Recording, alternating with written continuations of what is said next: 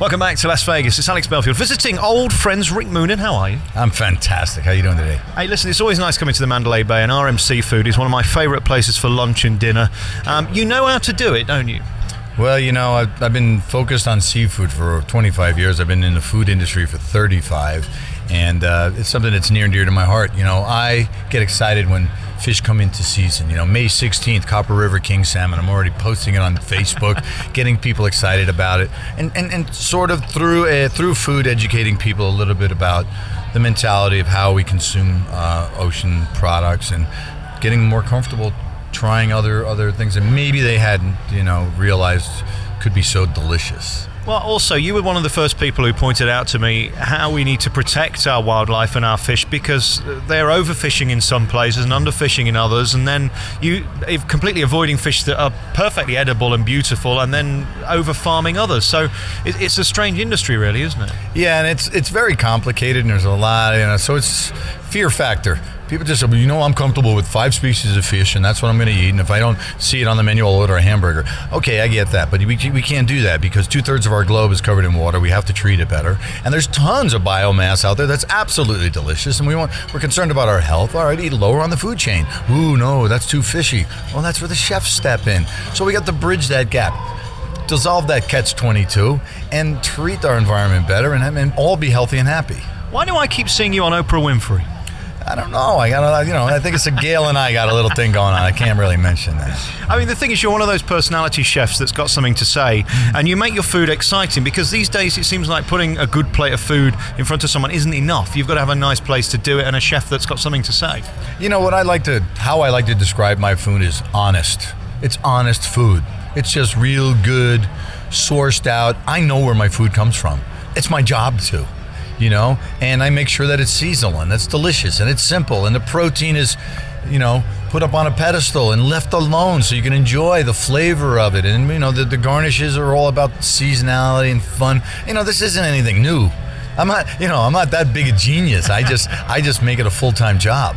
You say that, but actually I send back a lot of scallops. It's one of my favorite things in the world. Today, all you've done is put it in a pan and turn it over. Beautiful. Why do people keep chucking sauce all over this stuff and flavoring it with this, that, and the other thing? I don't know. A scallop is perfect out of the shell. I mean, raw. A bay scallop. The small scallops are so sweet. I don't even know why we cook them. But the larger scallops, the sea scallops, there's a little bit more of a texture issue.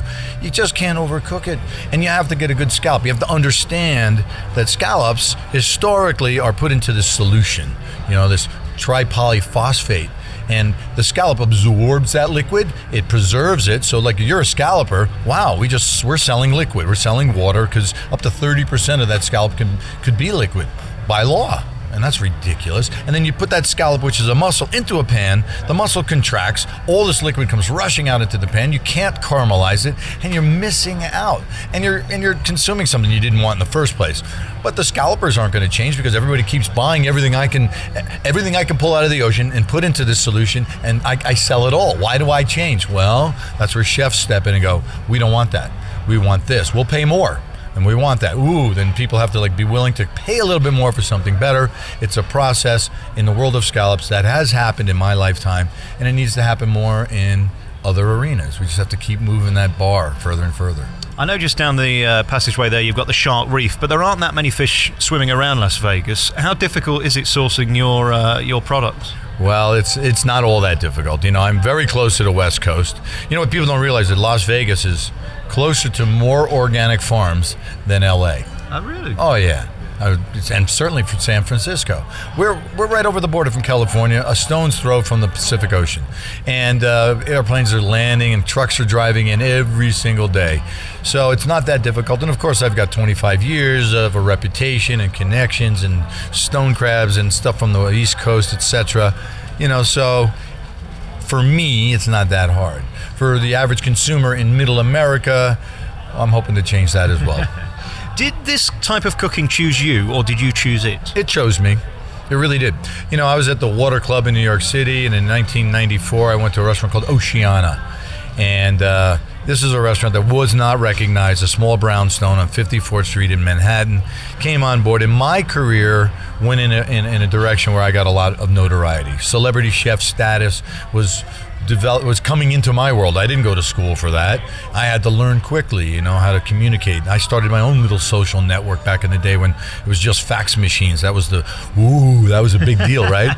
There was no cell phones and social media and all that. So I created my own, and my career took off. And I got typecasted while I was at Oceana, a seafood restaurant. And I was already going to the Fulton Fish Market, but I was also going to the meat market, and I was always going to the produce markets, and I was learning everything I possibly could and never have stopped. And so there it became fish-centric. I got involved in some campaigns to help save swordfish and other things, and I became an environmentalist and an activist and every other ist, But at the end of the day, I just love making people happy, serving honest food. And I noticed, sat here enjoying my lunch this afternoon, there you were, being a sex symbol to two very, very gorgeous young ladies who, well, they frankly thought you were delicious, didn't they? Well, there's a couple of pretty hot girls from Austin that really wanted a picture with me. There are definitely some great flaws. And chefs work hard. They really do. Oh, I noticed as you were eating lunch and taking photos with pretty blondes. I can't be judged for that moment, I paid my dues, standing behind the stove, sweating, cutting, 12-hour days were like, oh, great, only a half day. That was always the joke. Is this the dream where your name's above the door and you can take responsibility for everything that comes out of the kitchen? Absolutely. This is absolutely my dream. I walk in, I pinch myself every day. I got a gorgeous restaurant. There's so many moving parts. We got an amazing sushi bar. We got a raw bar with all fresh clams, oysters, shrimp, lobsters crawling in a tank, and a cafe open 7 days a week, lunch and dinner with banquet menus as well. And then, there's another layer. That's not enough for me. My ADD needs more. So I got to open up another kitchen and a fine dining restaurant upstairs, really exalting and showing off and doing some fun stuff, playing around with food. And that's what we do.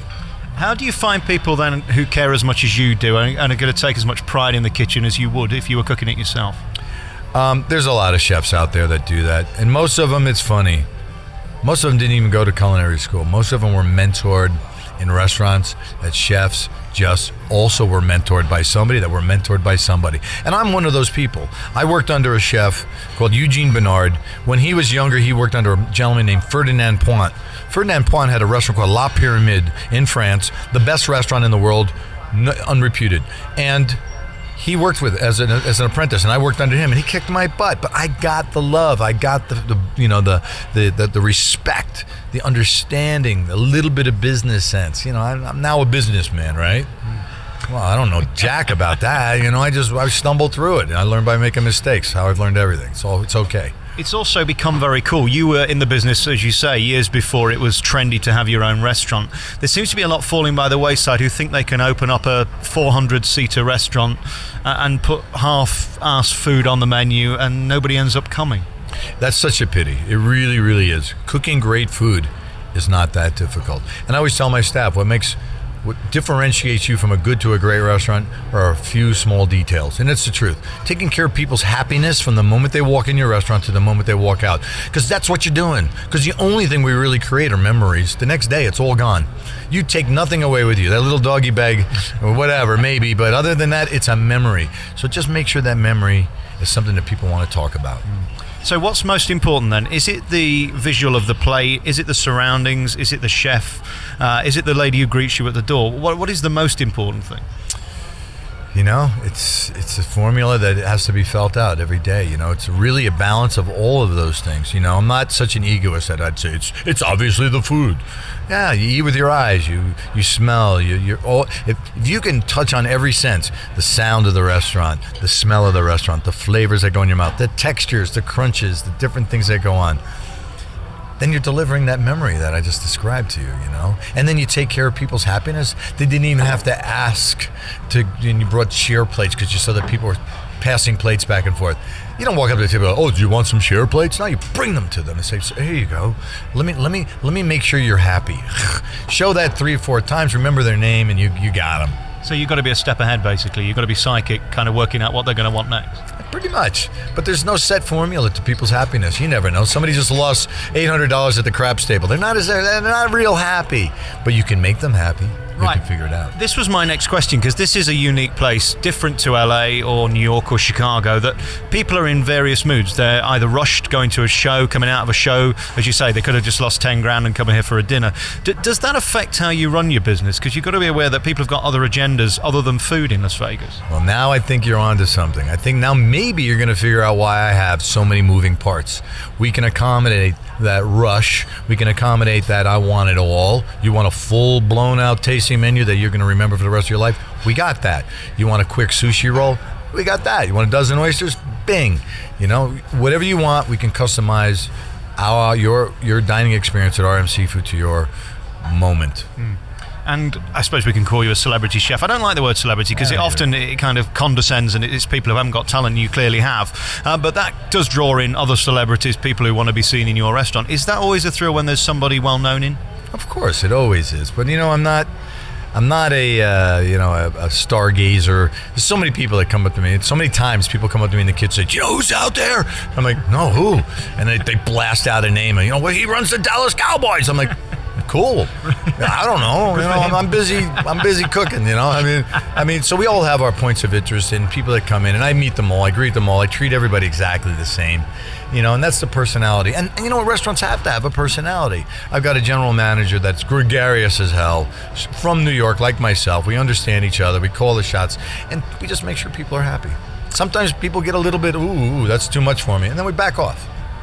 Rick, it's always nice seeing you. Thank you for lunch. It was absolutely tremendous. The chowder was beautiful, the scallops delicious, all of it beautifully cooked. For my final request before I go is I was going to say, could we have a photo together? But I'm not blonde and beautiful, am I?